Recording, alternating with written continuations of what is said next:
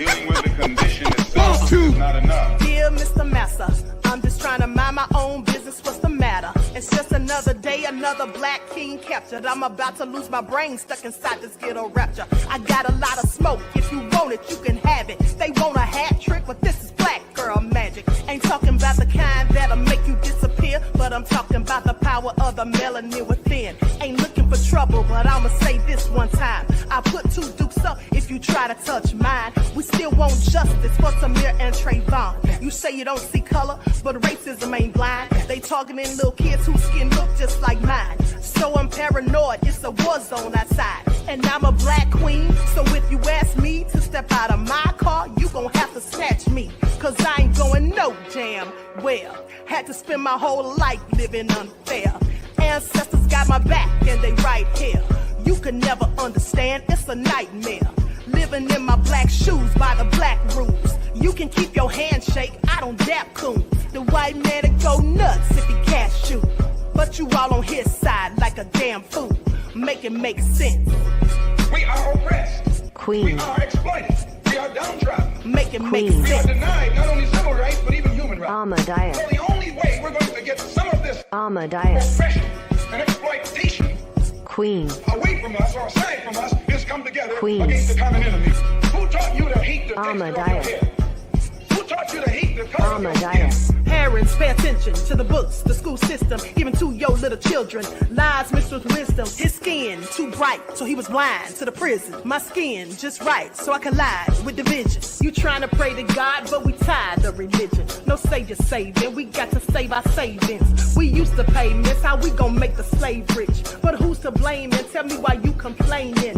We need a team effort just to rule the nation. Like a bad relationship, missing communication. We missing moderation. They're trying to get a poison to my population. No reparations. I'm getting tired of Satan. We are oppressed. I'm Queen. getting tired of waiting. We are downtrodden. Queen. We are denied not only civil rights, but even human rights. Ahmadiyyah. We're going to get some of this Ahmadiyyah. oppression and exploitation. All right. Hello, everyone. Thanks for tuning back in once again to the original Queen Ahmadiyyah Shakur show. I'm your host, Queen Ahmadiyyah Shakur, and this is your Saturday morning wake-up call. So as you're coming in, please feel free to go ahead and subscribe to the channel. If you haven't done so already, be sure to click that notification bell and click the word all so you're notified each time the Queen Goddess goes live. Now, also, if you missed the very informative broadcast from last night, please go back and watch that at your leisure. Okay, so but in the meantime, let's get ready to get black into it. Hold on just a second. Let me make sure my do not disturb is on. All right. So hello, Ryan, DJ Big Six, Deronda. Okay, we the people. Gregory, Queen Amoni Huey. All right. Danielle. Stacy is here. Nessa G. Okay. Junior Thorpe. I see you, beloved. All right. Buckhorse DC. Love Christie. Okay. Shalvide. Hey, beloved. Okay, so Claudette, Deronda, shout out to all of my loyal royals and everyone tuned into the Queen, and a big shout out to my moderators, because y'all know they be putting in work. I see you, Greta, Lady Painter. All right, Sheila, LL. Okay, so let's get this party started. First of all, hey, Beverly, let's have a brief word from my sponsor at 12 Tribes. Okay, Trayvon is here. All right, Ashkan is here. Okay, let's get into it. Lights up, lights up, lights up. Do not buy 12 Tribes on Earth hair growth oil and hair magic elixir unless you want super healthy, gorgeous hair that grows. They have a whole line of amazing hair growth products, including hair growth leave-in conditioner spray, hair growth shampoo, hair growth spray, and hair growth butter. I'm starting to sense a theme here. They include quality natural ingredients. They smell amazing, and you can see the results for yourself. So if you're looking for healthy hair growth for your natural or relaxed hair, try 12 Tribes on Earth today.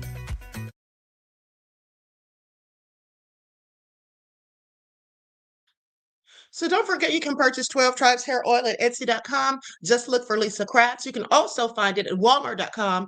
And don't forget that she sells beard oil as well. Okay, so with that all being said, we're going to be talking about the second segment of the broadcast that I did last night. Okay, last night we talked about digital slavery, okay, and the digital currency takeover, the beast system, and all of that, with information that we got from Catherine Austin Fitz.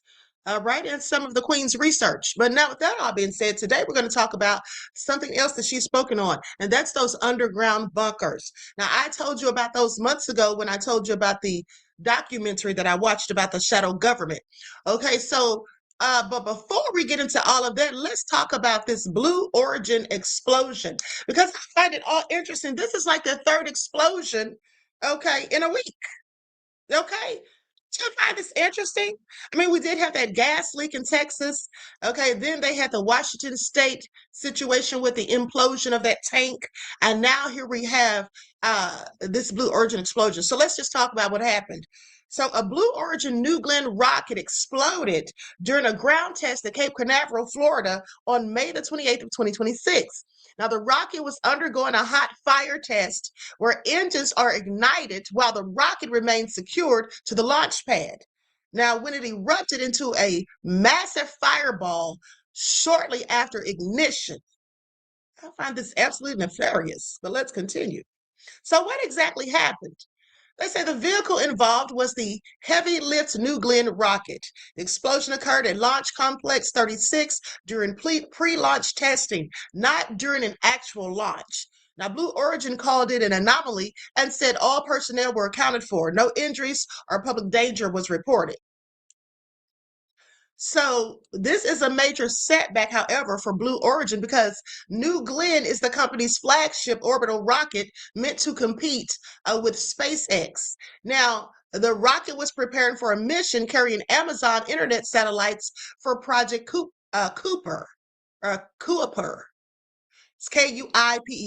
Now, with that all being said, early reports suggest the launch pad and support equipment may have suffered severe damage, which could in fact delay future launches for months. The company had planned up to 12 New Glenn launches this year. So what exactly caused the explosion? Well, the exact cause is still under investigation. This is according to Blue Origin and Blue Origin regulators, okay, including FAA, who are expected to analyze the engine systems, the fuel loading procedures, the methane or oxygen handling, or both of those, and ground support equipment. So the explosion comes after a rough stretch for New Glenn. A recent April 2026 mission lost its payload because of an upper stage problem. Now, Blue Origin had only recently cleared to fly again, or they had only been recently cleared to fly again by the FAA before this new incident. Jeff Bezos posted afterward that it was a very rough day, but said the company would rebuild and continue flying. Okay, so let's go to the news report. Let's go see what they're saying on CNN. Likes up, everyone, please like and share. And then I want to talk briefly about those miners who were rescued after they were entombed, okay, in a cave after they went looking for gold. Okay, let's get into it. Likes up, everyone, please like and share. Thank you in advance.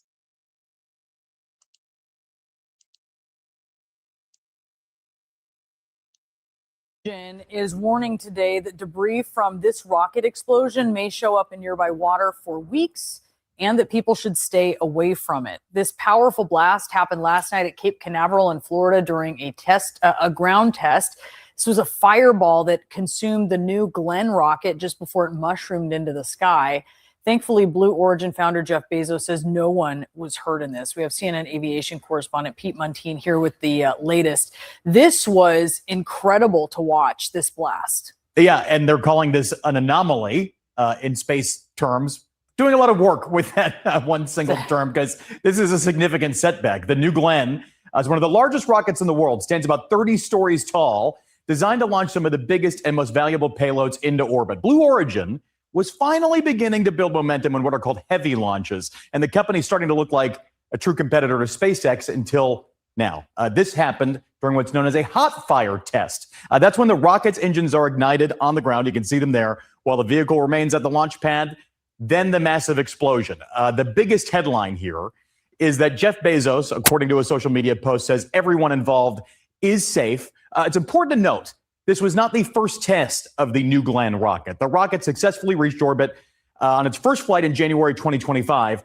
Blue Origin then completed additional launches, also successfully recovered some of the boosters, the same reusable rocket technology that helped make SpaceX pretty dominant in this space. Remember, this is not Blue Origin's tourism rocket. The New Shepard is what carried celebrities, including William Shatner and Katy Perry, on brief trips into space. The New Glenn is Blue Origin's first rocket missions in Earth orbit. It's the centerpiece of the company's efforts to compete directly with SpaceX, expected to launch commercial satellites, government payloads, Amazon's satellite internet constellation, a direct competitor to SpaceX's Starlink as well. One of the biggest questions now is whether the explosion damaged the launch pad itself. Rockets can be replaced, but a damaged launch complex can take months to repair. After the explosion, Elon Musk of SpaceX posted on X, "Most unfortunate, rockets are hard," to put it mildly. The focus now turns to what caused this failure and whether this could delay future launches at this launch complex at Cape Canaveral. The Federal Aviation Administration usually would lead an investigation into something like this. That's the agency that oversees private space launches, says because this test was on the ground, it's not really in its regulatory scope. So still sort of unclear who will dig down into the bottom of this and figure out exactly what caused this huge explosion from the start. Can you answer a little random trivia question for me? It almost looks like tiny little smokestacks that you see that are lit on either side beforehand, which almost, you see them? They're right there. And some What of is those. that? Now, with that being said, Greta said that's a lie. It's not an anomaly. Well, I have to agree with you, beloved. Now, unless they're specifically trying to say that it's an anomaly for it to explode pre-launch, before it's actually launched. Now, if that's what they're talking about, maybe. But the bottom line is rockets have exploded hundreds of times, literally. Okay, hundreds of times. So, yeah, I wouldn't call that an anomaly either. Are sort of a pilot light there to help ignite the rocket itself. The big concern of damage is to the sort of towers there on the left and right. And we're just now getting new images sort of showing the scope and the daylight from the air of what the damage was like here. And so that's the big question.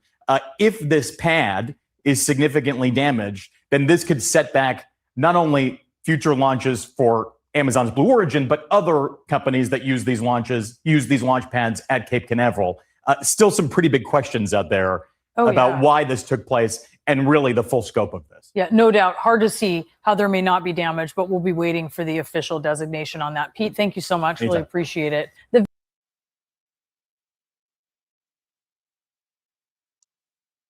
First off, oh, hold on. She wasn't done. Hold on. Let me bring that back. Hold on, beloveds.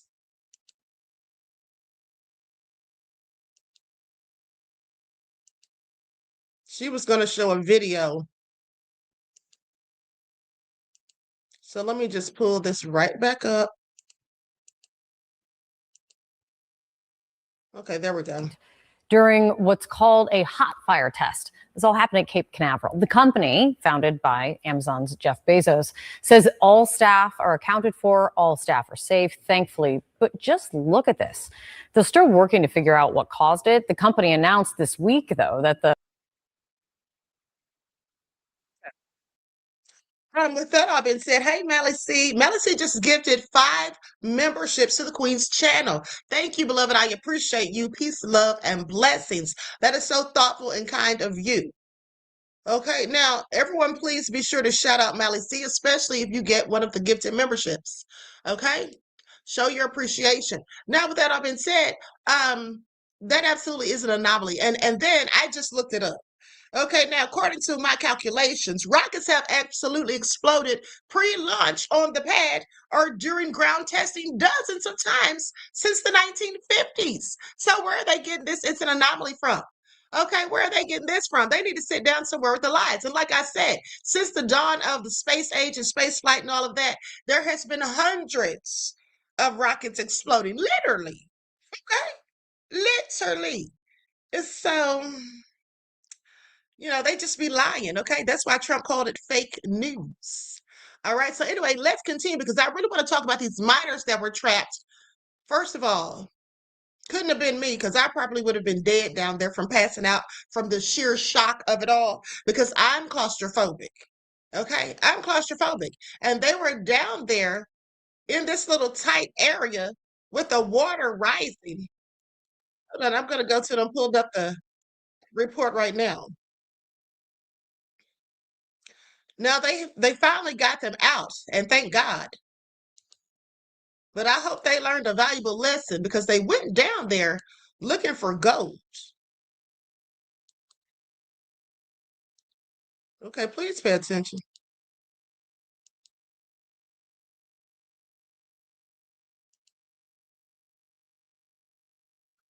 Here we go.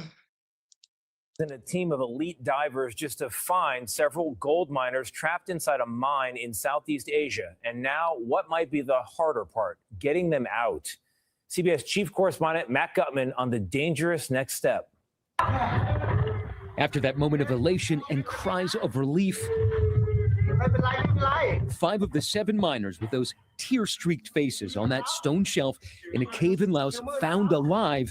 Now the task, keeping them alive and getting them out.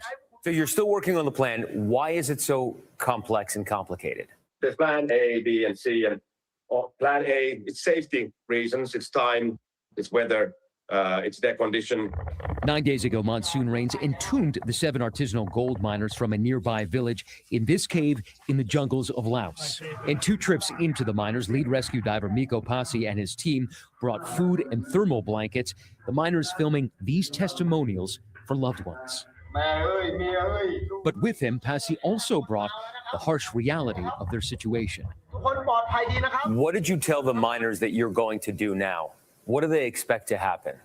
I think that's a tricky thing that they ask that, like, when are you going to take us out now? You don't want to, break their trust or give them too much hope or too little hope. But this is a question that is very hard to answer for them because you don't even know the answer yourself. They'd hoped to be able to pump the water out of the cave, but now they might be forced to give those miners a crash course in scuba diving. Now, after 5 days of pumping, if we're still not successful, we are considering the diving option, which is the last option for us because it includes quite high risk for us and for the victims as well. And their very first dive will be a treacherous plunge into the coffee-colored murk filled with dead ends and knife-sharp rocks where panic can be fatal. The rescuers tell me that hope for finding the additional 2 miners is now fading. Now, the rescue team spent all day negotiating with the Lao government, trying to lobby for more resources and to expand their international dive team. But I want to give you a sense of how high the stakes are right now. They are also asking for immunity from charges in case someone dies during the rescue. Tony, you can understand why. Matt Gutman for us again on this story. Matt, thank you. Well, now they have been safely rescued, as I said, so let's get into it. Okay, here we go.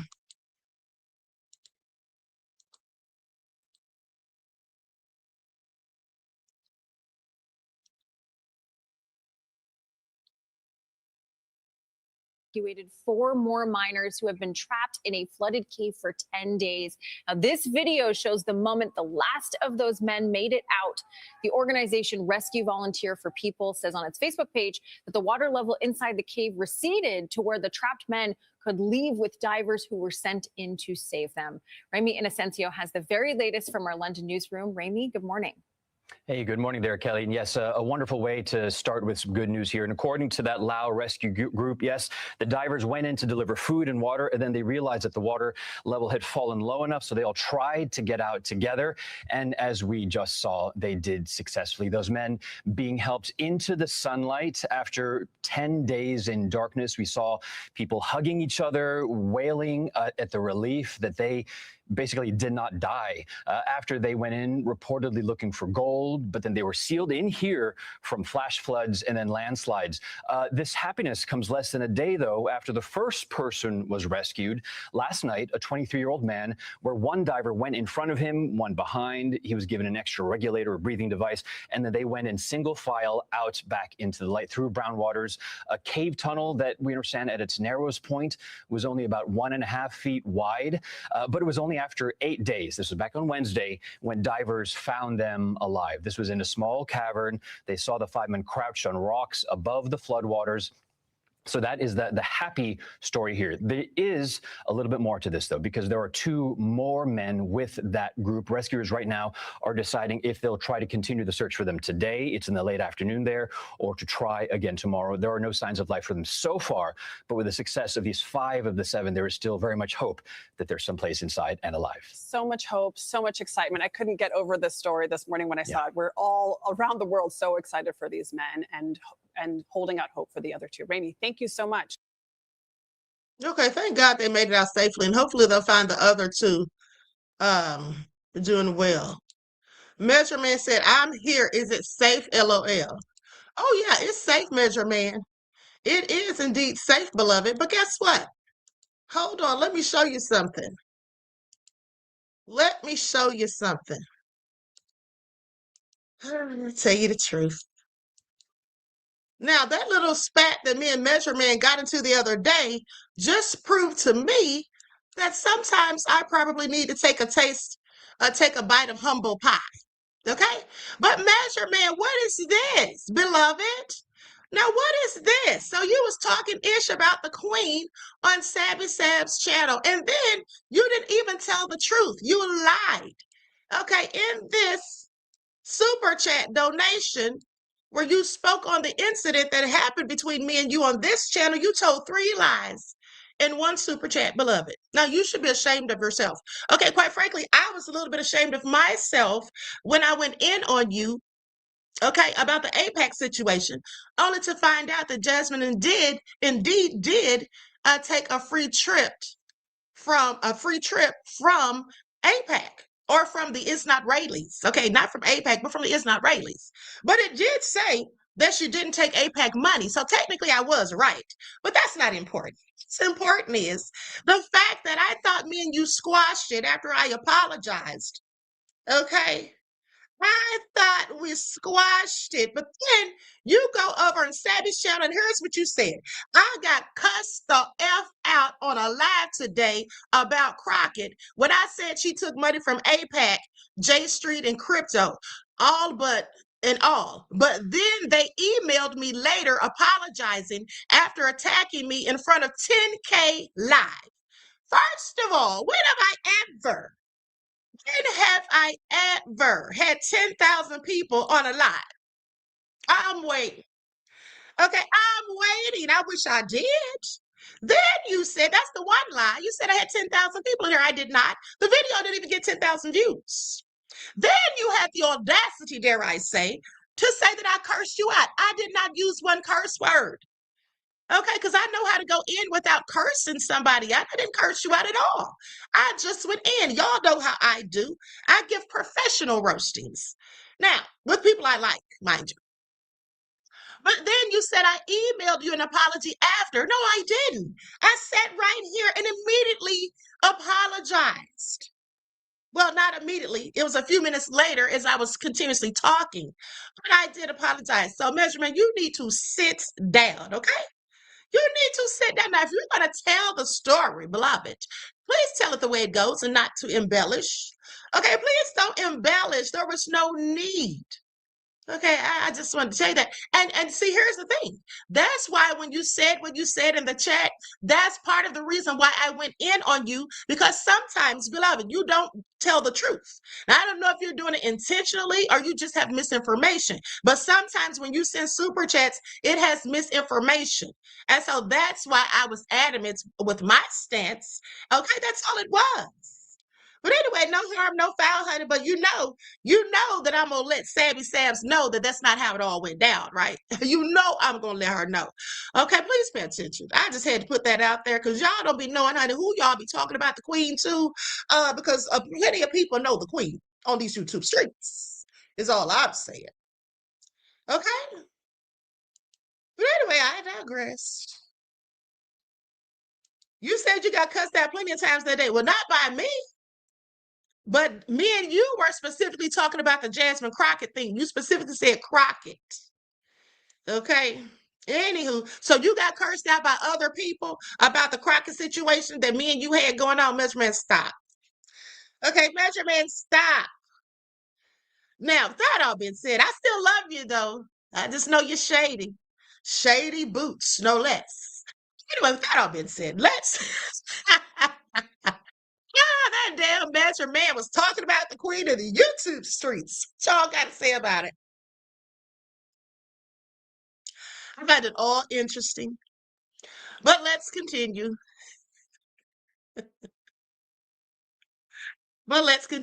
Now, with that all being said, so we talked about the digital currency and the well, let me see. Measurement said that is what I was saying, and I was talking about Crockett too. They were defending her. Oh, okay. All right.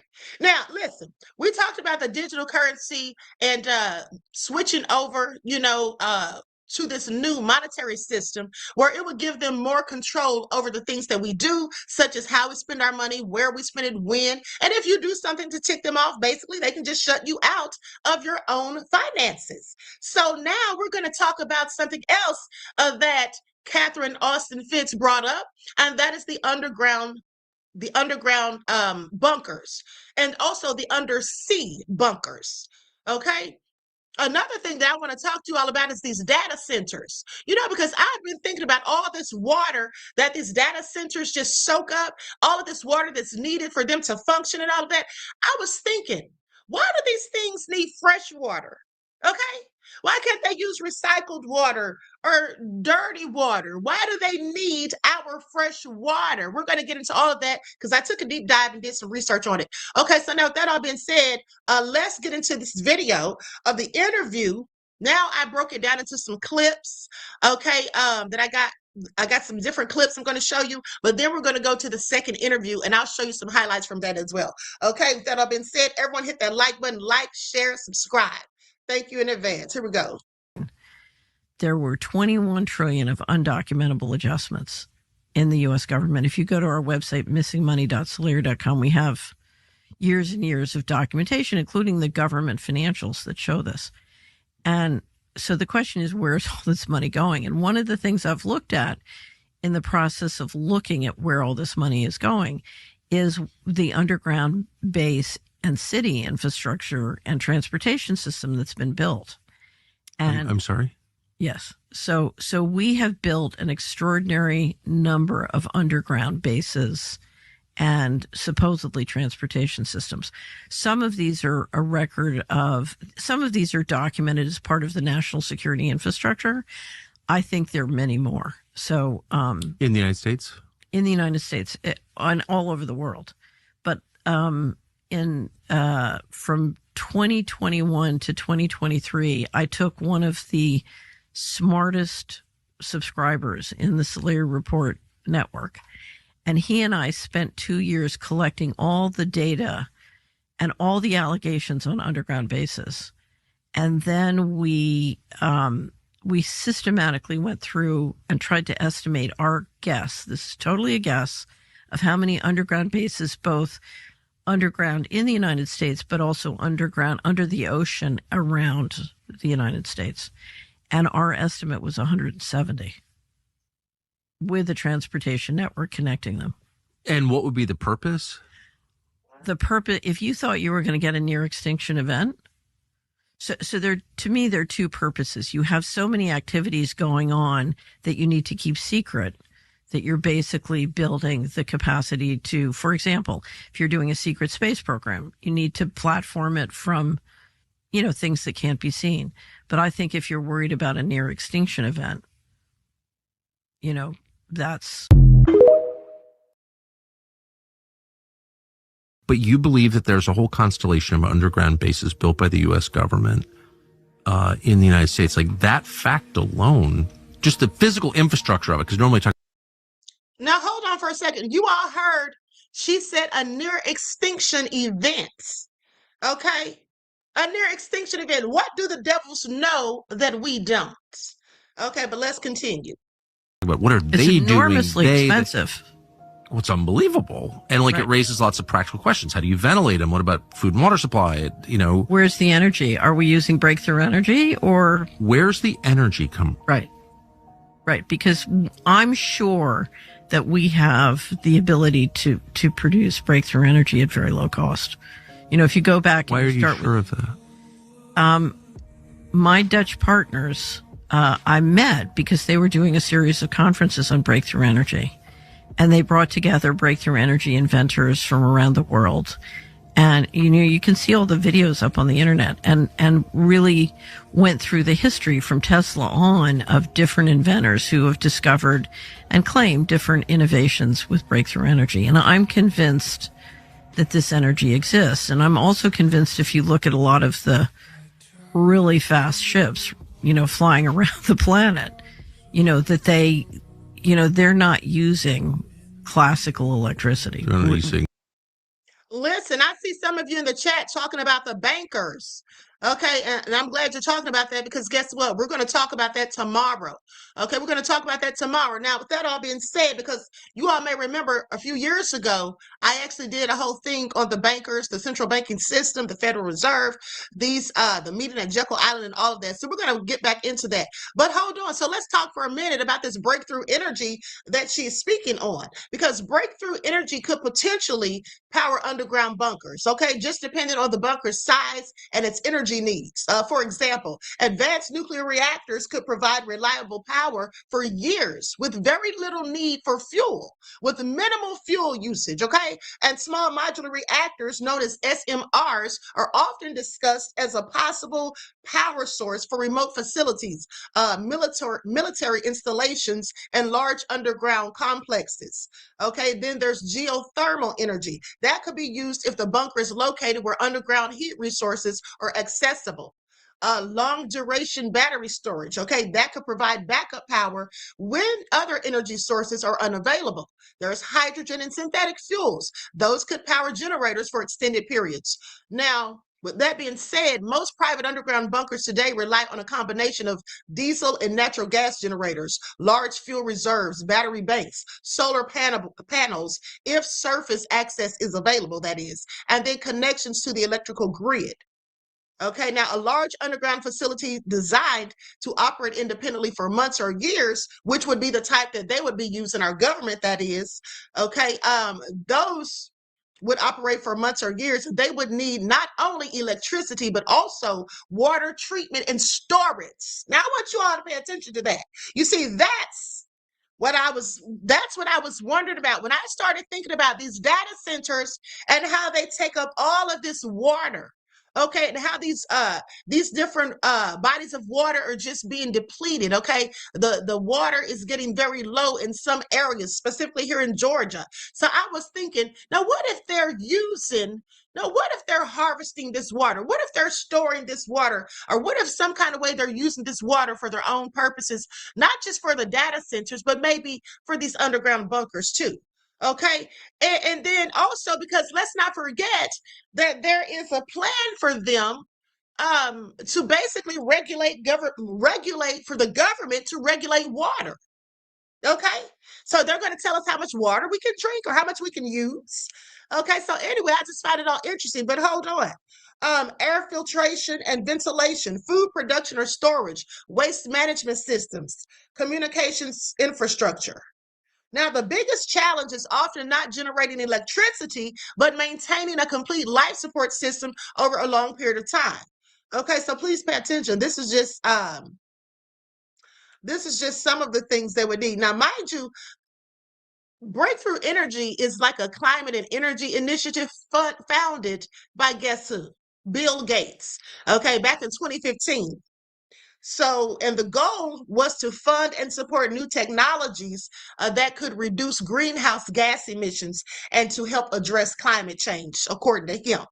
Okay, so anyway, some of the technologies it has invested in include advanced nuclear energy, nuclear fusion, long duration battery storage, and all of that, geothermal energy, carbon capture technology, cleaner industrial manufacturing processes, sustainable fuels for aviation and transportation. Okay, and Breakthrough Energy is actually a network of organizations.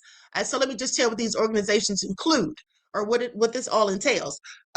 Breakthrough Energy Ventures investment funds. Okay, Breakthrough Energy Catalyst, that would be helps. This helps to scale promising technologies, and then research and policy initiatives focused on energy innovation. Now, supporters see this as a way to accelerate the development of cleaner, more reliable energy technologies. But critics have raised concerns about the influence of wealthy investors on energy policy and climate-related decisions. Okay, now, but let's continue. Likes up, everyone, please. Don't forget to like and share. Right. So, you know. They're not running on diesel. Right. Exactly. Right. So. Yeah. So we know that these, I'm sorry I get so caught up in the details, but we know that there are quite a number of large underground bases in the United States. We can state that as fact. Right. And then the question becomes, of course, like if they're connected to the power grid, you know, if they're pulling off just a conventional natural gas or electricity generation station, you could like know that and measure it, but you think they have independent energy sources. Of course they do. So one of the questions I have that I think is really important is when you look at Breakthrough Energy, if you were running the planet, so I have this nickname for the committee at the top, Mr. Global. If you were Mr. Global, you would not want to implement Breakthrough Energy on a widespread basis for a variety of reasons, one of which is everybody got a hold of it and weaponized it. It could be very dangerous. Why? My understanding is that literally one small group of people could take this, you know, with no sovereign powers or, you know, just organized crime and use it in a way that could weaponize it and make it very dangerous. Raven Rock. The US government carved out a secret underground city that they can flee to in case nuclear war breaks out.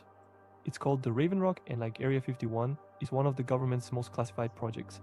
An individual who worked there for 3.5 years talked on camera for the first time, describing to Vice what it's like. The base is 768 feet below the ground, and it can survive a direct nuclear hit. It is protected by two 3.5-foot thick 30-ton doors built on top of springs to survive the shock from a blast. There are 5 buildings with 15 floors in total, each big enough for 50 to 80 offices. It's called an underground city because it's like a self-sufficient place to live and work. The base has everything it needs to keep running, like a cafeteria, barbershop, water, generators, and even a medical center. It was built in the 1950s for a threat that never came. Underground Atlanta. Underground Atlanta is a historic spot in downtown Atlanta, Georgia. It started in the 1800s as a commercial district for shops and trains centered around the railroad. In the 1920s, viaducts were built and the streets were raised, creating a second level of underground streets and buildings. For decades, people forgot about it, but in the 1960s, it was brought back to life as a fun place for music, bars, and nightlife. Some stories about the Prohibition-era secrets are part history and part legend. Today, it's being rebuilt to mix its rich history with new ideas. Could you describe Raven Rock to me, like what it is, what it's for? No. Raven Rock, like Area 51, remains one of the U.S. government's most classified installations. It's all part of a plan that was hatched 70 years ago. In the 1950s, the government came up with plans for a deep underground command center where the president and, a few hundred staff members not only could take shelter, but also could direct a nuclear war. The plan is called Continuity of Government, or COG. At any moment, we could see thousands of members of the government completely wiped out, but there's a secondary government, a shadow government that is ready to take over at a moment's notice. And so let me just briefly say what what they're talking about, this continuity of government. Like he said, there's a second government, a shadow government. So this is basically continuity of government is basically an emergency plan, a set of laws and protocols that would immediately take effect in the event of some sort of catastrophe, some sort of catastrophic crisis or event, okay? Like, for example, a nuclear war. Okay, so they already have everything set up so that the government could still function. All right, so let's continue.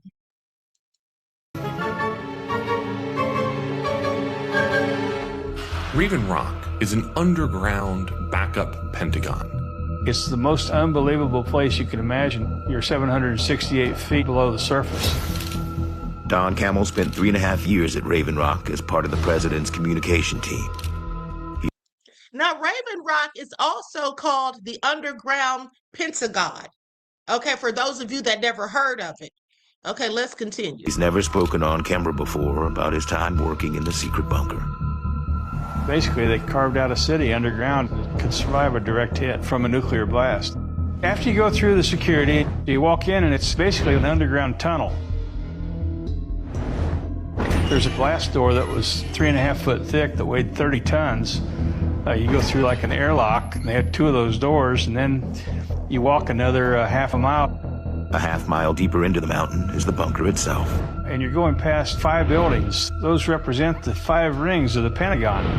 And each of those buildings are 3 stories tall, and they probably have 50 to 80 offices per floor. The buildings are mounted on springs to survive the shock waves from a nuclear blast. There's a common cafeteria capable of serving 3,000 people 3 meals a day for 30 days on lockdown. They had a barber shop in there with 1 chair. It's got massive reservoirs, generators, even a crematorium if needed, post office, medical facilities, and emergency command and communication links to the U.S. military all around the world. As part of the White House team, Camel had access to the most restricted part of the bunker. The presidential suite. The presidential suite is a very secure area. The other people in the site, they had no access, and they were very, very curious as far as what was behind the door. The presidential bedroom was, of course, a king-size bed. Then there was a separate kitchen set up in our suite to feed 30 or 40 people. The presidential office overlooked the war room, which had the same display that was a duplicate of what they had in the Pentagon. We would look down, and of course, they'd look up, and they couldn't see through the glass because it was a one-way glass. To understand why these bunkers were created, you have to rewind to the 1950s. For some, it was America's golden age. But it was also the dawn of a ruthless fight for global supremacy. The United States and the Soviet Union stand on the verge of direct military confrontation, in which both sides built up an arsenal of spectacularly powerful weapons that meant the next World War would not last years, but minutes. There might be as little as 15 minutes notice of an attack that could wipe out much of civilization as we know it. And so the Eisenhower administration began an elaborate process of contingency planning. And if we only had a few minutes, then they didn't want to have any sort of layers of review or approval that would slow down the process of responding to a major emergency. To avoid mass panic, the U.S. government had created a nationwide civil defense program. We all know the atomic bomb is very dangerous. Since it may be used against us, we must get ready for it. Growing up in the 1950s, there were fallout shelters, places where you would go if the nuclear war occurred. And in those fallout shelters, there was water, there were prescription drugs. And the notion really was that you could go there and survive. The government starts telling Americans that not only can they survive a nuclear war, but they could go on living their lives as long as they come together in an unquestioning mass. Duck and cover. This family knows that even a thin cloth helps protect them. Even a newspaper can save you from a bad burn. But while the public was being told to build shelters and duck under their desks, the government elite were going to hide under tons of rock and reinforced concrete. There was an awareness at the highest level of the American government that these civil defense drills were really window dressing. This was a massive, massive propaganda effort that bore almost no relationship to reality whatsoever. President Eisenhower knew that this was all bull. He said things like, if nuclear war comes, there aren't going to be enough bulldozers to scrape the bodies off the streets.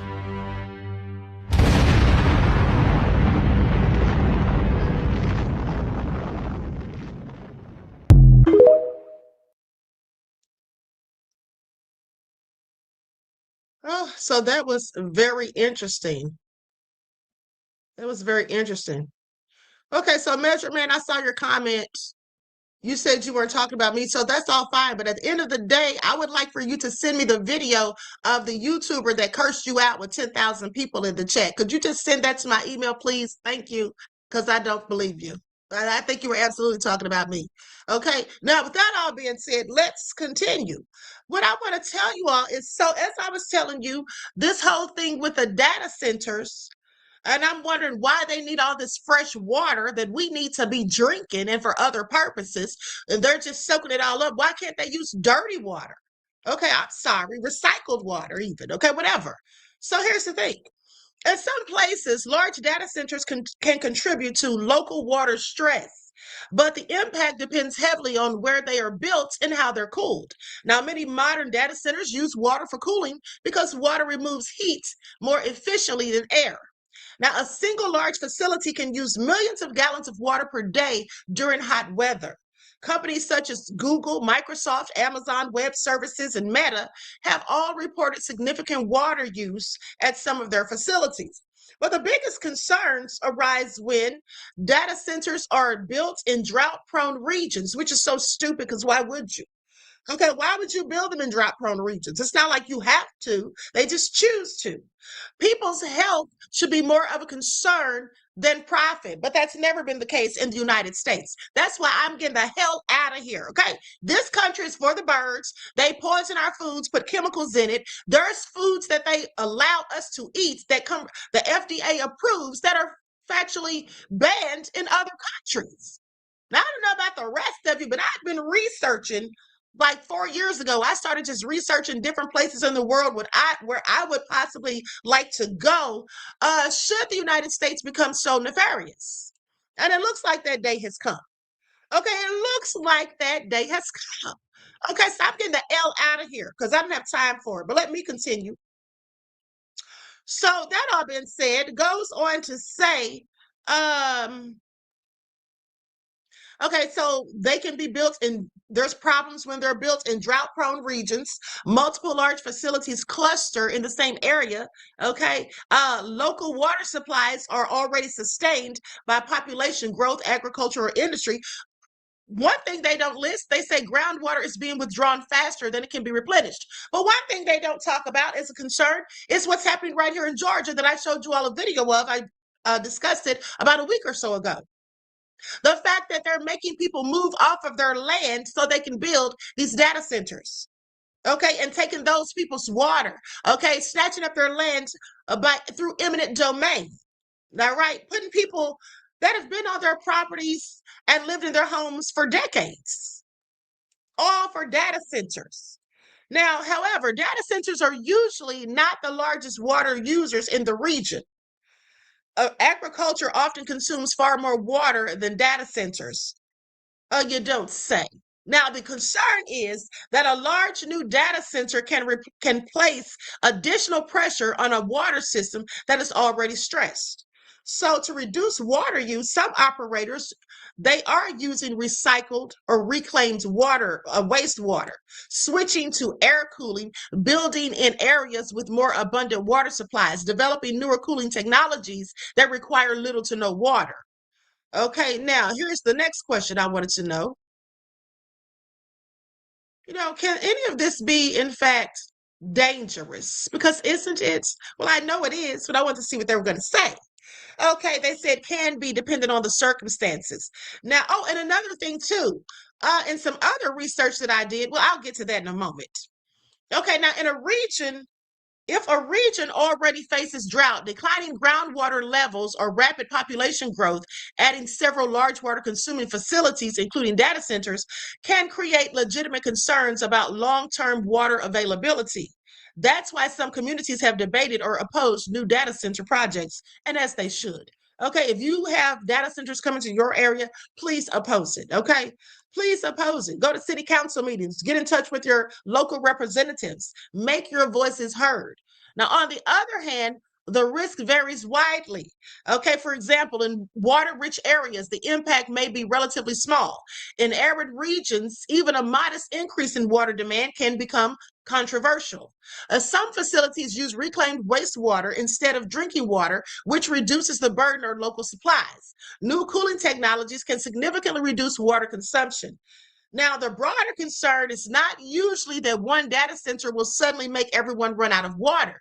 Rather, it's the cumulative effect of population growth, agriculture, industry, climate variability, and multiple large facilities drawing from the same water sources. Well, we already know all that.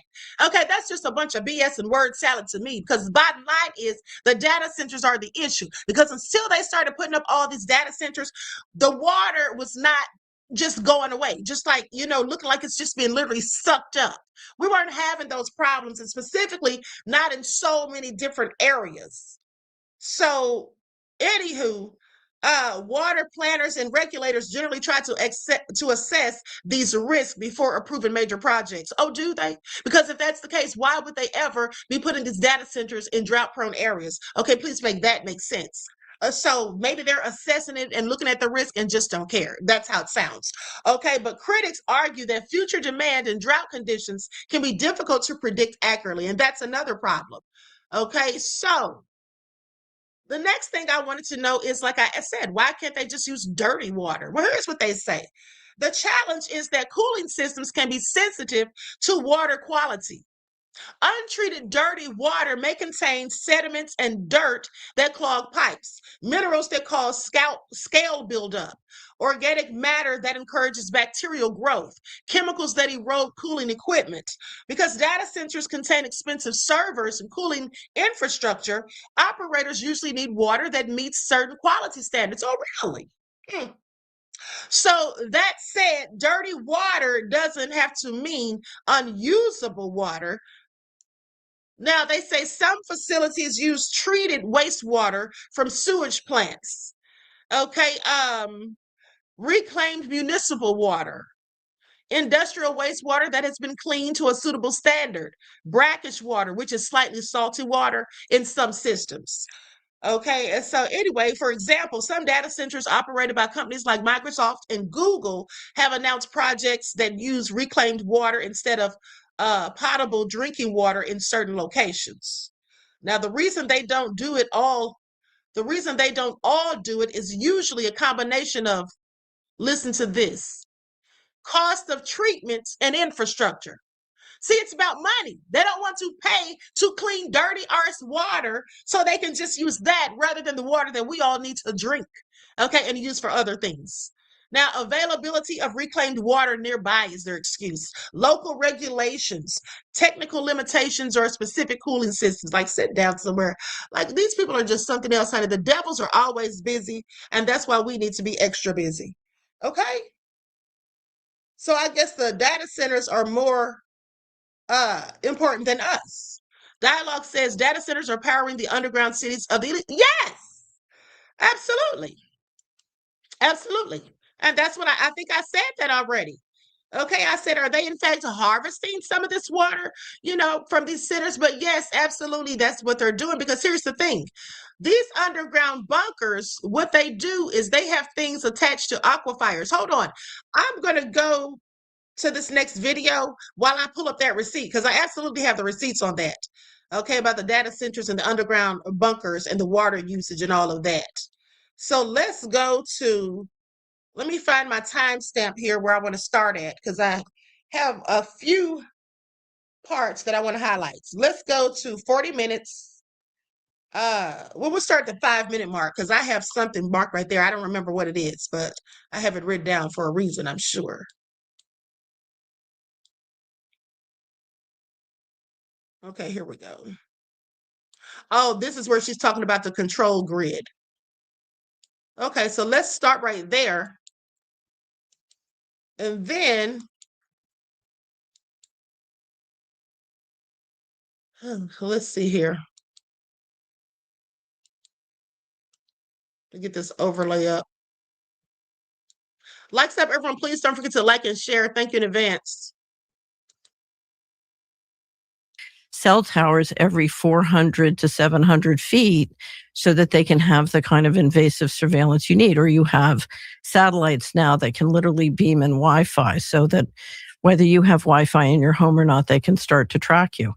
And all those systems put you in what I call the panopticon. So we saw in the Middle East with the first war with Iran, we saw 11 leaders out of 12 sort of top leaders in science and government assassinated because they're literally tracking everyone, and they can identify them and track them. And then you have invisible weaponry that can then take them out, or, can identify missile strikes. Now, did y'all hear that? Did y'all hear that? Because one of the things, that's one of the things about Palantir that I don't like. Okay, because that's what they can do. And then they want to have everyone under surveillance. That's a problem for me. Just Anticipate said, Queen, do you think these bunkers expand across countries? Yes, they're all over the world. Okay, like here in the United States, we have at least 170, according to her. And she said she thinks that there's more because they researched this for like 2 years. Yes, they're all over the world. Okay, they're all over the world. They're not just here in the United States, honey. The elite everywhere have prepared for these things. Okay, yes, absolutely, beloved. So let me ask you, so you're talking about the 12-day war against Iran in June of 2025. Correct. We were led to believe, just as newspaper readers or news consumers, that those 11 Iranian officials were targeted with human intelligence, that Israel had spies inside of Iran, but you're saying that was done digitally. I would assume that that's probably true, because you always want to get human confirmation of what the systems are telling you. It's always better if you have both. But we are now moving into building out the kind of surveillance systems that can literally track, identify, and integrate with not only our existing weaponry, but ultimately autonomous weaponry. So anyway, so let me step back. You've got 3 parts to the control grid. One is the local hardware and infrastructure, and that includes the data centers. Because the data, I thought those were for AI. They are. Because if you look at what it takes to apply the equivalent of a social credit system to people's money, so the social credit system I apply to you is different than the one I apply to me. And if you look at the data I need to track you and test whether or not you're following the rules I've given you and enforce those rules, it's an explosive amount of data, particularly because you're looking not just at financial control, but spatial control. So what is AI good at, Tucker? AI is spatial control, movement control. Yeah. So turn off the car. So Congressman Massey is trying to kill the kill switch in your car. That's because spatial control means I can turn off your car, or I can set it so your money won't work more than a mile from your home or a 15-minute city. So you're not allowed to leave your 15-minute city, and your transportation and your money won't work outside of that area. You see how they can literally have us trapped? This is all part of Project 2025.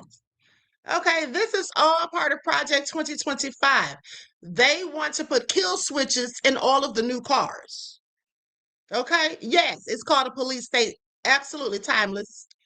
Timeless at a prison planet, okay? This is nothing but slavery. I want you all to pay attention, okay? At the end of the day, we will literally be trapped within a system. Okay, then you try to escape. They cut off your car. You can't go anywhere using your car. They cut off your bank account, like just shut you out of the system. You won't even have access to your own funds. All right? And that's what they're going to do if you don't comply and take whatever it is they want to give us to have us hooked into this beast system. Supposedly, I'm thinking it's going to be something like some sort of barcode on the skin or something like that. Whatever it is, I'm not taking it. I'll tell you that much. But let's continue. So let me step back. So what is AI good at? AI is very good at tracking things that can be expressed mathematically. And financial transactions and spatial movement can be expressed mathematically. And so what the AI centers are for primarily is to build that digital control grid and to manage that data. So, and now it can be. We finally moved from California to Georgia, and it was the best decision we ever made, except for one thing. I'll get to that part in a second because it almost ruined everything. But first, we left Los Angeles last August, and the change was used for many other purposes too. So it's not just going to be used for control. But to me, that's the primary purpose. And that, if you look at the cameras, if you look at the cell towers, if you look at the satellites, and then the AI, the data centers, those are all component pieces of the local hardware. So there are three sort of pillars that I track. One is the programmable money, and that's what we at Solari are trying to stop. The second is the digital ID, because you need digital ID systems that are interoperable globally, and then the local hardware. And those are sort of the three pillars. And what's interesting is there's phenomenal development of all three. We have a commentary at Solari where we track. It's called the Fast Approaching Digital Control Grid. And every week we update all the things that are being done to build those three pillars and have them integrate with each other. And ever since the inauguration, it's been moving very, very quickly. Now, it's both sides of the uniparty. They come at it in different ways and they do different things. But this is, ultimately what this is doing is this is going to a point where the central bankers, whether they do it with a central bank digital currency or private stable coins and asset tokens, are setting the world up so that they can control your financial transactions literally in real time with the equivalent of a social credit system. I have so many questions. I've probably been in 6 or 7, 8 countries in the last month. And I think in every single country I had biometrics taken. Right. Either fingerprint or facial recognition. Right. What role do biometrics play in the control grid? That's part of the digital ID system. And that facilitates the surveillance. And it's interesting. So we do a lot to promote cash, because I think there are many things we can do to slow down or stop the digital control system. But one of it is by embracing analog and keeping analog alive. Because to go to a really serious programmable money, you need an all digital financial system. So we do a lot with cash. But people will tell you, if you go to Walmart, you leave your phone in the car and you use cash, you come out having made a purchase, and the next thing you know, the next day on your phone, you get a text from the company of the product you bought at Walmart. So they were able to identify you. It's because of the biometrics. They have your facial recognition. I had a crazy experience with cash. I thought of you right before Christmas. I wanted to pay employees a bonus in cash, which I always do. And so I asked my wife to go to the bank. She did a Wells Fargo branch not far from her house. I want to take out this amount, pretty large amount, but not crazy, right? And they said, no, we can't give you the money. And why? Because we think that you are being scammed, that there's probably someone outside with a gun demanding that you withdraw cash. And she's like, what? No.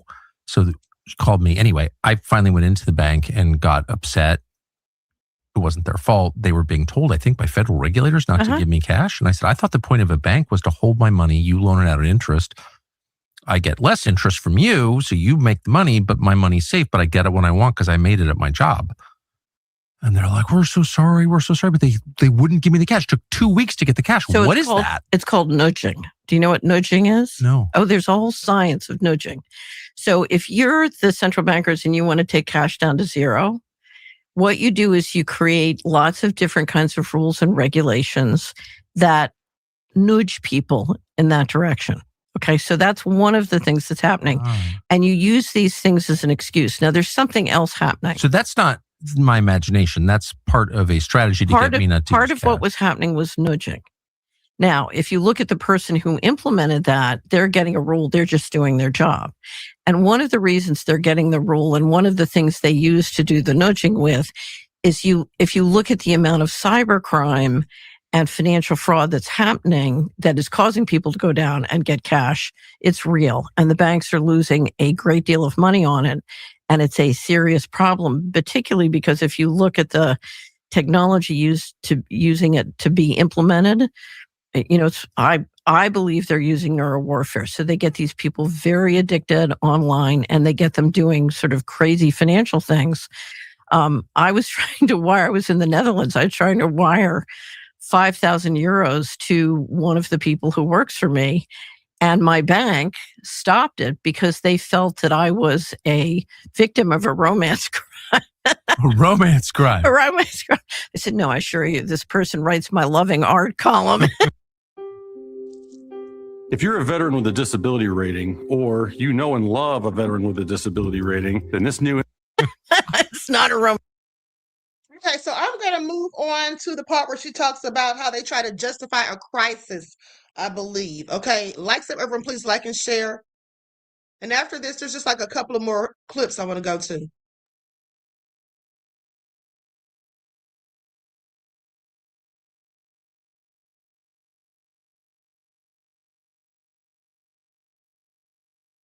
Okay.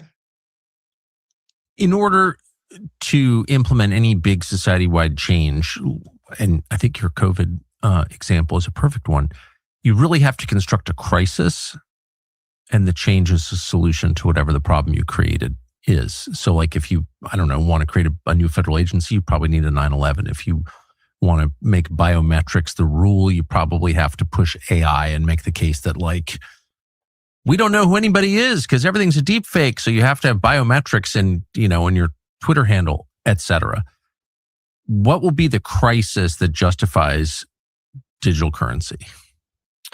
So let me say. Hold on, let me read Dialogue's comment. It says, we're just sitting back waiting for them to do something so we can talk about it. Not do something about it, waiting on God to fight for us. Sad. Yeah, it is sad because that is what most people are doing. And that's my point. Most people are too busy worried about the wrong thing and all of that.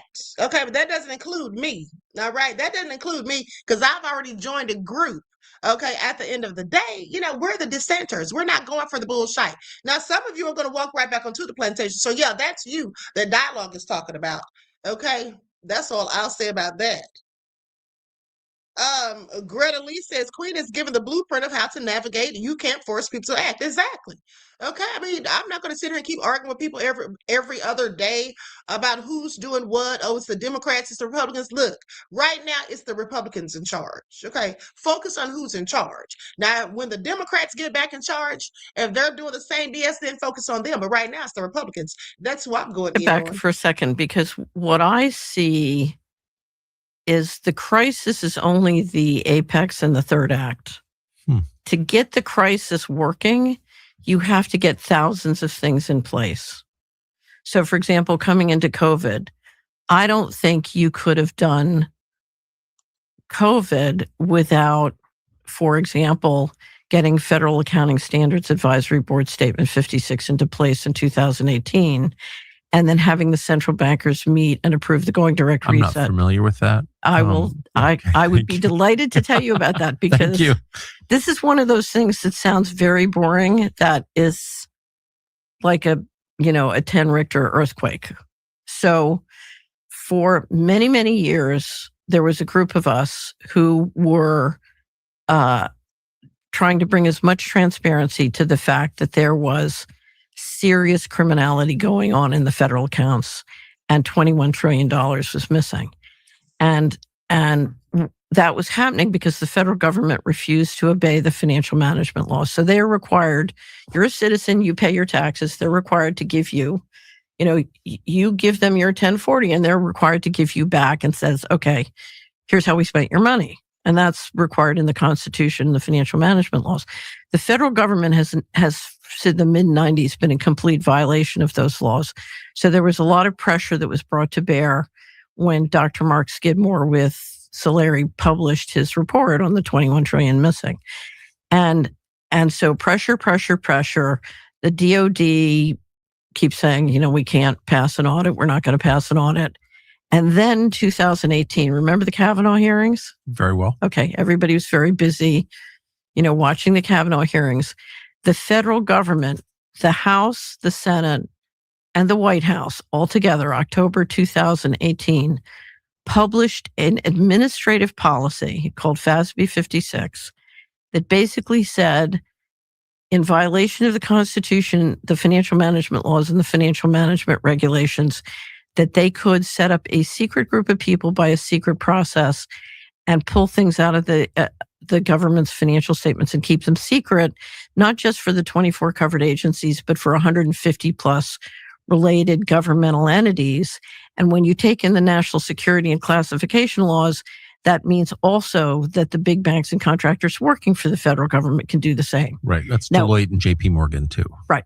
And what that means is basically the entire large cap stock and bond market in the United States is secret. The disclosure is meaningless. It doesn't mean anything.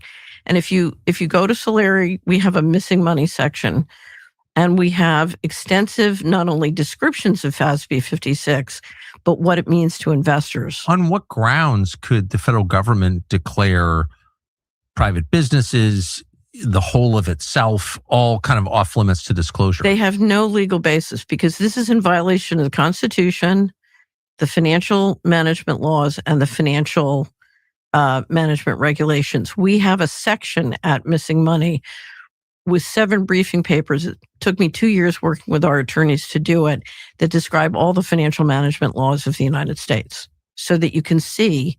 And luckily, one of the interesting things that happened when FASB 56 passed is Matt Taibbi picked up on it and wrote an article about it.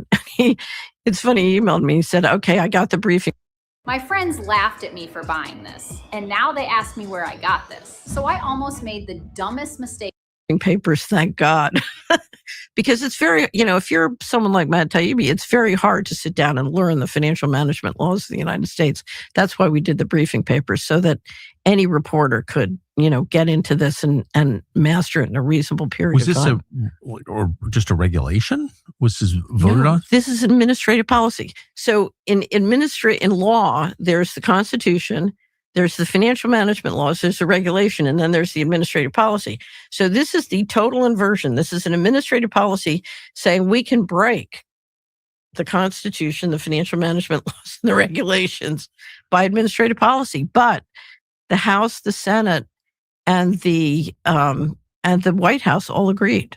So it was a joint, and they tried to sneak it through. And I was very lucky because there was a guy at the time who worked for the American Federation of Scientists who literally read the Federal Register. And I had signed up for his newsletter because I didn't want to, but I trusted him to do it. And he would keep an eye on the black budget issues. A guy named Steve Aftergood, very good. And he, in his newsletter, he read it and he understood what it meant. Because it's so boring, nobody would understand. Well, that's exactly right. Right. What's not boring, and I'm sorry to keep interrupting you, but I don't want anything to fall through the cracks. The black budget issues. What is the black budget, and what was he looking at, and why should we care? So we have an overt economy. Okay, so I'm going to skip past this because I explained to you all about the black budget last night on the previous video. Okay, that's the CIA budget that they use for certain things that they don't want us knowing about, secret government projects and things of the like. That being said, let's move on to the Rothschilds and the Epstein network, where she speaks briefly on that.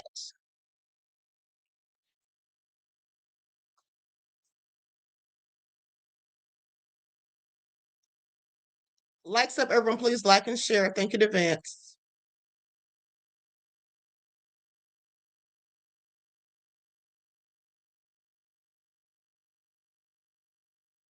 Okay, here we go. In that case, I would call it the Epstein network, but I'd really call it the Rothschild network. So big picture, the takeaway from my perspective from the Epstein, a cursory reading of 2 million pages, is that there's a government or a governance structure above governments. So I would say that there are investment networks. And if you look at what Epstein, if you come to Solari, we have a commentary up called "Was Jeffrey Epstein the Father of Programmable Money?" Which I believe, the answer is yes, or certainly one of them.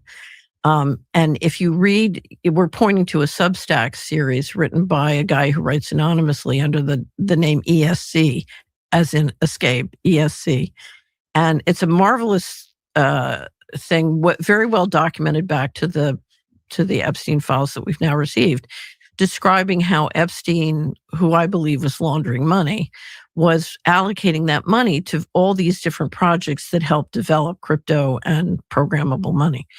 And but what he describes in the process of one of those Substacks is historically, for the last 150 years, how the Rothschild networks, and I would include Rockefeller and Rothschild as a sort of central banking network together, how they operate, both the family and then people who are sort of, S calls them the switchboard, the agents who sort of coordinate between the different houses and the network. And in one sense, it's a very informal network, but it because it has the blessing of the central bankers, it receives a lot of protection from the intelligence agencies. And, it's a networking function. And he does a very good job of describing how it operates as a functional matter. And that's everything he writes is exactly what I saw in Washington and Wall Street. You have a layer of equity pools in and around the central banks that are engaged in trying to build forward in a variety of ways and position money and manage risk. And they are literally increasingly above the law. And they don't seem directly tied to any particular country. They're sort of above countries. Yeah, they can operate within a country sphere, but Epstein was basically global. And if you look at the programmable money and what he was doing to build programmable money, that required operation in both Europe, the United States, and around the world. Can I ask you a question that occurs? So China's economy is now bigger than the United States is. Clearly, China is going to be, at some point, likely the dominant world power. I don't necessarily believe that. You don't? No. Okay. Well, the nature of the Chinese government and civil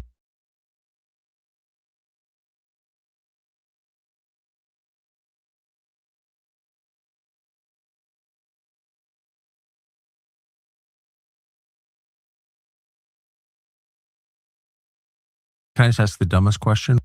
Tajín, perfecto para disfrutar a tu manera. ¿Y tú? ¿Cómo disfrutas Tajín?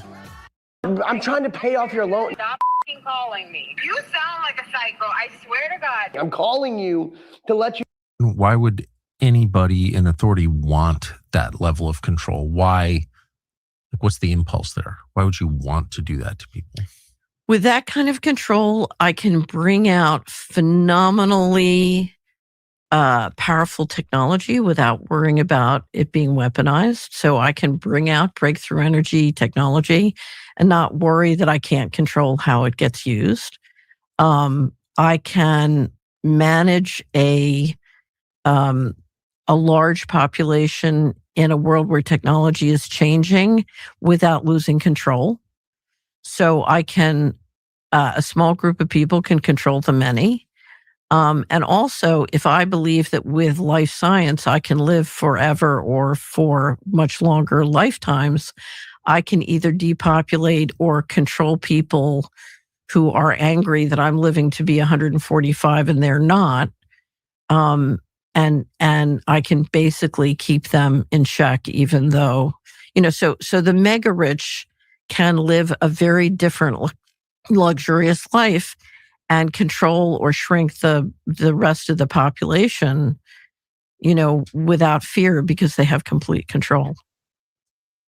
So now think about that. She said the mega rich can keep control or shrink the rest of the population, okay, without, really without any consequences because they'll be in control. Just think about it. If they have you under a digital system that basically controls your movement, controls how you get your finances and all of those things, they absolutely have so much control. How do you stand up to them? Like if they're doing things to us that we don't like, what can we do about it at that point? Just think about that. You can't do anything. And that's where you don't need to go. Okay, that's where you don't need to go. So if you're someone who doesn't agree with these things, that's why you should, there's some groups out here, or there's like people in neighborhoods or communities that are not for this stuff. And the best thing to do is to speak out about it. Okay. Like I said, talk to your local representatives, the mayors, and things like that, your governor, write to your governor, and all of those things. Okay. You don't have to just sit quietly by and just wait for it to happen. Okay. Now I'm going to tell you something. That's the best thing to do, in my opinion. I'm going to tell you something. Some of these people who don't look like me, that think like the people that were involved in that whole Capitol insurrection, yeah, that's how they're going to be acting. Those people who don't want to put up with stuff, they're the ones that are going to make the problem, okay? Because for these folk, because they're going to act just like they did at that Capitol insurrection, okay? They're going to resort to violence, okay? That's what they're going to do. And so, anyway, let's continue. Bottom line, in a time of radical technological change, which we're living through right now, right, the first result is like societal chaos and revolutions and wars, and that's why I got the Bolsheviks, et cetera, et cetera. The people pushing this technological change or watching it from positions of authority know this, and so the control grid would allow the transition to whatever this technological future is without the downside of like a Bolshevik revolution. So, in my experience, the people who run the financial system are first and foremost risk managers. Mm-hmm. They don't think in terms of making money. They print money out of thin air. But they're very deeply careful about risk. And they're very afraid of the guillotine. They're very afraid of the crowd. They should be. They should be. But it's hard. It's hard to manage, people. And if you look at coming into the development of digital technology and globalization, they had two choices. They could use this technology to build something that allowed explosive new decentralized wealth to be created, at which point, how do they make sure they stay in control? Especially because you have so much going on that's secret. So how do you stay in control, and can you create a bottom-up structure that will behave responsibly? And the hard part of behaving responsibly is you, as a manager of society, have to turn the aircraft carrier before you hit the iceberg. You don't trust the crowd to care until you hit the iceberg, and then it's too late. So you decide, okay, we need a meritocracy. We can't trust the people. Now, I disagree with that, but so that was the model I was working on when I was making all this software. So I was saying we can have a bottom-up structure that does the risk management, but builds the explosive wealth, and it can work. But then you don't have an Uber class. No, you don't. But I think they decided, okay, the only way we find managing the general population very frustrating, and it's back to the red button story. We find them very hypocritical and irresponsible and frustrating. We are very frustrated. We are just going to go to complete control. And they had to choose one or the other. And so they chose complete control. The problem is once you get into complete control, you get an Uber class of people who literally think of themselves as a different species. Yeah, and they may be, actually. Right. Sorry, excuse me. Okay, so I'm going to stop it right there because this video is almost 2 hours long. So what we will do is I have a couple of more points that I wanted to speak on. So we'll talk about that tomorrow, amongst other things, because I want to talk about the Epstein class, free speech, and the digital currency global effect. Okay, and Epstein in general. So we'll talk about all that tomorrow. I'm done with this for now. But with that all being said, let's talk about the data centers, because I forget who it was in the chat that said that the data centers power the underground bunkers. Well, here's how it works. The data centers don't necessarily power the underground bunkers, but what they do is they have such they're so powerful that basically they could, like, how do I want to put this? They could connect, okay, power, or they could tap in to the power from the data centers. Okay, that's basically what they would basically, be using the same energy, but not necessarily fully powered by the data centers, if that makes sense. Okay, they don't do it directly, is all I'm saying.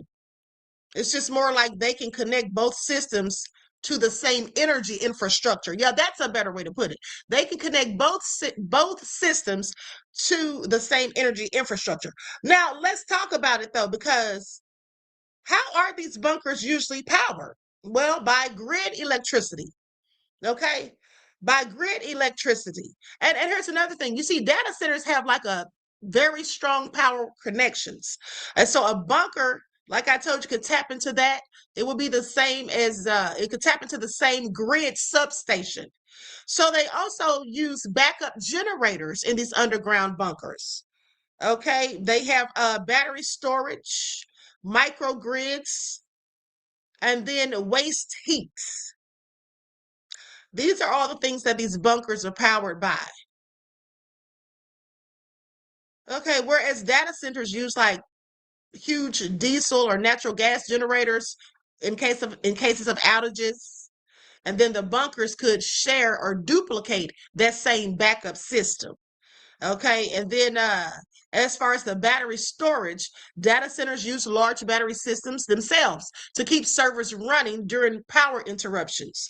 Now, a bunker could also use similar batteries or lights, air filtration, communications, and security. And as far as the microgrids, a private microgrid could combine solar, wind, batteries, generators, and fuel storage to keep both a data center and bunker running independently. As far as the waste heat, now we know these data centers, they really do produce lots of heat, and that's why they need water to cool them down. So in theory, the heat could warm underground spaces or water systems, but it's not going to replace electricity. Okay, so these people have some nefarious plans in the makings. Waverdo said, I just hate that this is a reality that we have to live in as humans. Why does God want us being in hell on earth like this? This is why I call religion BS. How is this living? Well, you know, the devil's in control right now, beloved. As far as I'm concerned, the devils, okay, are in control. At the end of the day, listen, everyone just has to do what they have to do. You know, there's good and bad. There's always evil. There's always good and evil. So that's just what it is. Polar opposites just exist. But at the end of the day, I wouldn't advise anyone to be afraid, because we're not supposed to have the spirit of fear. And that's just lowering your vibration and making you more susceptible to the nefariousness of it all. Okay? Now, I'm about to be out of here. I'm trying to make sure there wasn't anything else I need to tell you all before I go. I will say this. I'm going to be back later. Dialogue said, this is what happens when you don't stay unified or don't stay united. My question is, when were Black people ever united? Sadly, I don't remember a time ever. Okay, even on the plantation, you had some slaves who would just sell out the others and go snitch if they tried to escape. So you can't stop being what you never were, is all I'm saying. With that all being said, Thomas says, thy kingdom come, thy will be done on earth as it is in heaven. Exactly. Okay, I agree, beloved. I agree. Tahima, I like that name. Tahima said, I tuned in late, but not that late. Wow, great, great show. All the things I have been saying to self and thinking about decades. Wow. Thank you, beloved. I'm glad you enjoyed it. Okay, so I'm about to be out of here. Listen. Greta says, wonderful, informative live queen. Thank you, beloved. That's right. Truth John said, Bible prophecy is happening in real time. Absolutely. Okay, hey, Chili Willie from Philly with your nefarious self. Okay, so Ryan said snitching ninjas. Reggie said, great broadcast, doing my laundry. Reggie, do mine too. I'm joking. I did mine yesterday, Hunty. Okay, Hunty, I did mine yesterday. Waverdo said, thanks for bringing all the info and knowledge, Queen. You're welcome, beloved. So listen, I'll be back later at about 7 or 7:30. We're going to talk about this viral video of this mom who went into Little Caesars to get a pizza. Okay, we're going to talk about that. And we're also going to talk about Cheyenne Bryant's, because there's some more stuff about her. Okay, so we're going to talk about that as well. Now, so you all tune in to the next broadcast, okay? And I'm going to go ahead and probably post that when I get off of here. I know I say that sometimes and don't, but I think I'm going to go ahead and post it. Okay, so with that all being said, each one teach one. That's how we grow and thrive. Do something productive, constructive, but never destructive. And always remember, beloveds, to keep the Most High first in your lives. Okay, and don't forget to hit that like button before you leave. Also, don't forget to double check and make sure you're still subscribed.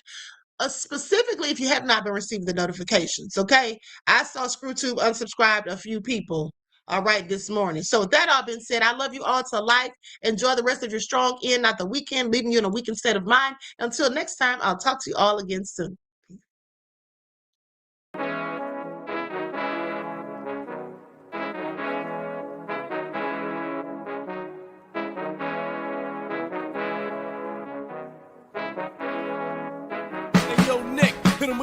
Gold all in my skin, God all in my blood, kings all in my circle. You touch one of mine and you're done. They show no love for the queen. Why you hating on me? Is it cause I'm free and I got Malcolm X in my jeans? I got dreams like King Luther, shed blood like Kunsa. You ain't helping my people, I ain't got nothing to say to ya. I want all the smoke like hookah. Talking reparations, America won't be great until they give us compensation. I'm like, I'm the hottest right now. See a bunch of lames out here trying to jock on my style. They be doing too much. I'm the queen, it's too easy. It's like they all at Popeyes, how they be talking so greasy. I just sit back and laugh while these haters get madder. So nefarious how they don't want my pockets with cheddar. I tell them they can do better. These snakes in the grass can leave a bite on your ass, cause y'all be trusting too fast. I got my foot on the gas, other one on they necks. Dropping receipts on haters, you better show some respect. I'm never facing regrets, we only facing the threats. Running through every challenge like a relay, break no sweat. It's a cold game, so I got that blanket with me. Now that my people awaken, ain't no going to sleep. I do not play by my piece, this time I'm playing for keeps. You talking slick, but when I see you like them ends, we gon' meet. And I got gold all in my skin, God all in my blood, kings all in my circle. You touch one of mine and you done. They show no love for the queen. Why they hating on me? Is it cause I'm free and I got Malcolm X in my jeans and I got gold all in my skin, God all in my blood, kings all in my circle. You touch one of mine and you done. They show no love for the queen. Why they hating on me? Is it cause I'm free and I got Malcolm X in my jeans and I got